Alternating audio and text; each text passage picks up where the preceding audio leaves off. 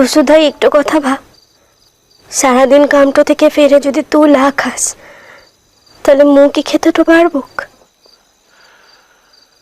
না পারলে খেও না, কিন্তু প্লিজ আমি জোরহাত করে অনুরোধ করছি, আমাকে বিরক্ত করো না। আমাকে যদি বারবার বিরক্ত করো তাহলে আমার কাছে অন্য কোনো উপায় থাকবে না, আমি কিন্তু কলকাতার বাইরে কোথাও ট্রান্সফার নিয়ে চলে যাব। আর তুমি তো জানো আমার কাছে বাইরের কাজের অনেকগুলো অফার রয়েছে। উঠছি বাবু, সকালতে ও দিদিমণি যেটুকু খাবারটা খাওয়াই দিয়েছিল সেই খাবারটাই তো খেয়েছিস, তাও পুরোটা খাস না। এমন ভাবে যদি করিস তাহলে শরীরটা টিকবে বল? বাড়িতে এত বড় একটা ঘটনা ঘটে গেছে, একজন লোক আর নেই।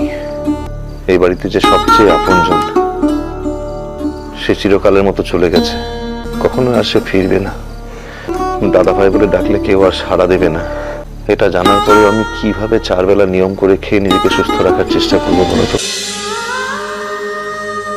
ইষ্টি কুটুম সোম থেকে রবি প্রতিদিন দুপুর 3টে স্টার জলসায়।